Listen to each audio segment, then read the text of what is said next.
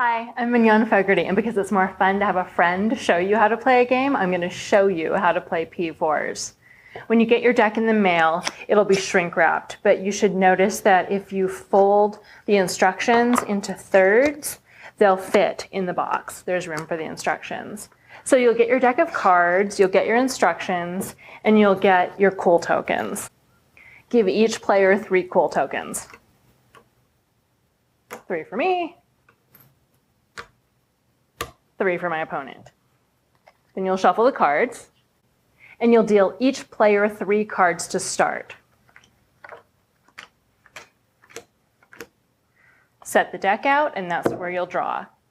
Before I show you how to play, there are 4 different kinds of cards. Let me show you what they do. First, you have the blue Peeve cards. They have an annoyance value that you'll use to attempt to annoy your opponents. There are the hero cards. They're yellow, and they have a patience value. They give you patience to help resist an attempt to annoy. At the very bottom, they also name a nemesis. For example, autocorrect nemesis is invasive apostrophes. When autocorrect comes into play, all the invasive apostrophes are discarded. The grammar snob is a special card. There's only one like this. The grammar snob is both a hero and a peeve. So she has an annoyance. She can annoy your opponents, but she also has a patience of -1. So if you have the grammar snob in play, you're less patient than you normally are. And she also has a nemesis. The purple instant cards are played in response to someone else's action. Now, the other thing to notice is that they all have a number and a yellow starburst. The only time you use that number is when you're attempting to defend against an opponent's attempt to annoy. You'll flip a card and that will be your defense number. That's all it's used for. So the goal of Peeve Wars is to annoy your opponent and make him or her lose cool points. And you do that by building a Peeve army, an annoying Peeve army. So everyone starts with 3 cards, and you can play either Peeves or heroes when it's your turn to play. I'm going to play Gone Missing, which is a Peeve card.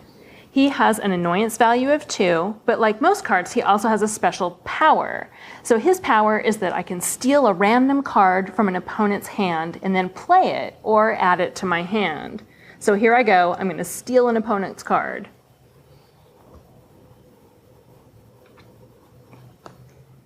And I got a you guys. So now I can play that again. It lets me play 2 cards on my turn. So I play the you guys, and you can see his special power is that he has an annoyance value of 1 for each different type of peeve you have in your army. So right now, his annoyance value is 2 because I have 2 different kinds of peeves.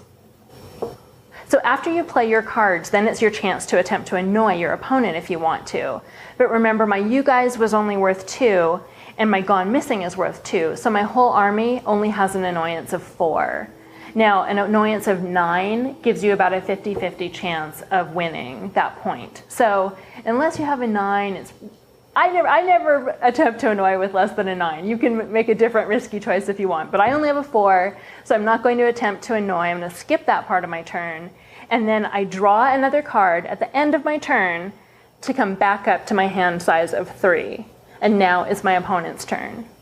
So now let's pretend I'm a much cooler opponent, and that evil grammar girl stole one of my cards. So I start my turn with only 2 cards, but because you draw at the end, that's all I have to work with. So now both my cards are very unique right now, so I don't have a lot of choices. So I'm going to play my very unique Peeve, one of them. He's only worth 4, so I don't have enough to attempt to annoy yet. We'll skip that part. I draw back up to 3 cards, and my turn is done. So now it's my turn again, and I happen to have a very unique in my hand. So the very unique card says discard all other very uniques in play. So I'm going to play my very unique, and she has to discard hers from her Peeve army and put it in the discard pile. Haha, not so fast, grammar girl. I have an instant card. I have an ain't so. I'm going to play my ain't so on your very unique's power. It says, use when an opponent tries to use a card's power. That power is canceled that turn. So we both get to keep our very uniques. And now that I'm done using my ain't so, it goes in the discard pile. Thwarted. I actually have an ain't so that I could use to cancel her ain't so, but I'm going to save it to use later. So it's still my turn, and now it's the point where I attempt to annoy if I want to. Because I now have 3 different kinds of peeves in play, my you guys is worth 3.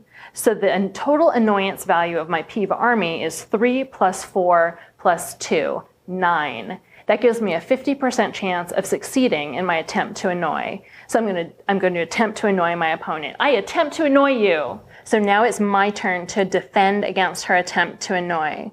I don't have any heroes in play, so I don't have any extra patience to help me defend.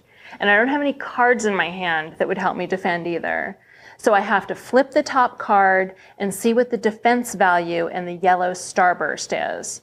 So I flip the card, and the number in the yellow star is an 8. That's the number I use to defend against the attempt to annoy. She has a 9, so I've lost. An 8 doesn't beat a 9. So I've lost one of my cool. I take a token and I put it aside. That's gone. And then I take this card I used to attempt to defend and I discard it. It's in the discard pile. Yay, I'm annoying. So now that my attempt to annoy has succeeded, I discard my army. This is important. When you attempt to annoy, whether you succeed or fail, you discard your army when you're done. So my army goes away. It goes into the discard pile. My opponent, her army is untouched. It stays the same. It stays in play. So now that part of my turn is over, and I draw back up to 3 cards. So those are the basics of how you play. You play a peeve or a hero card, and when you play that, announce what card it is and read its special power so people know what the card does, especially when you're first starting. Then you choose whether or not to attempt to annoy. If you do, you discard your army, whether you have succeeded or failed in your attempt. All your cards go away. And then at the very end of your turn, you draw cards back up to your hand size. And now I'm going to show you some special cases where cards do special things or things that we found people get confused about when they're playing for the first time. Now I'm going to show you how to use the nemesis power of a hero card. So every hero card has a nemesis. I'm going to play autocorrect, and his nemesis is the invasive apostrophe. That means every invasive apostrophe in everyone's army in play, even my own, has to be discarded. So I discard my invasive apostrophe, and my opponents discard their invasive apostrophes. If you forget to do this when you play the card, you don't get to do it later. You only get the chance when you play your card. Now, on later turns, say this is later in the game, I can play another invasive apostrophe even though autocorrect is in play. The nemesis part only happens when you play the hero. It doesn't keep you from playing that nemesis card later on another turn. Now I'm going to tell you about the double negative card. When you play a double negative, you have to choose the card it will be attached to.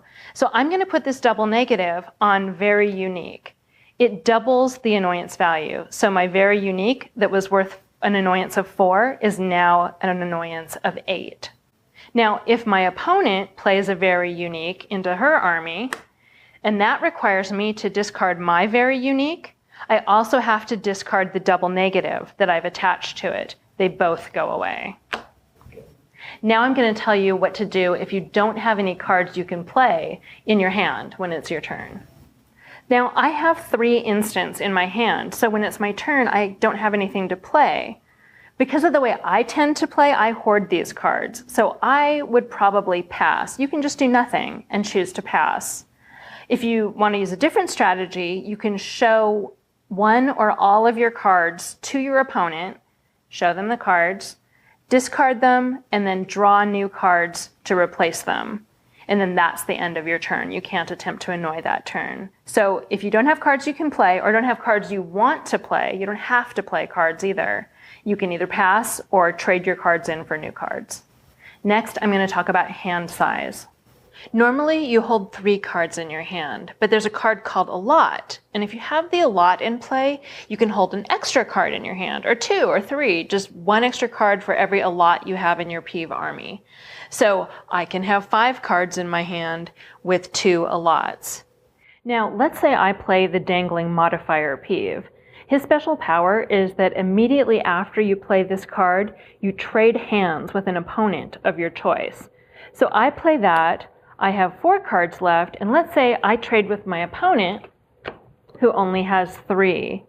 Now, what does she do? On her next turn, she has 4 cards. Well, normally she can only have 3 and she doesn't have any allots, but that's okay. If you get more cards than 3 in some unusual way, like trading hands, you just get to keep them. You don't have to discard down to 3. Now we're going to talk about using heroes in your defense. So let's say my opponent has attempted to annoy me with a 7. Now, if I have heroes in play, they give me patience. So I look at my heroes and I have a patience of 1 here and 1 here. So I have patience of 2. So instead of trying to beat a 7, I only have to beat a 5 because I have 2 patience points. Those are the basics of how you play and some special situations that people have sometimes been confused about or things that are important. So if you have more questions about how to play, you can always post your question at facebook.com/peevewars. Thanks for supporting the project.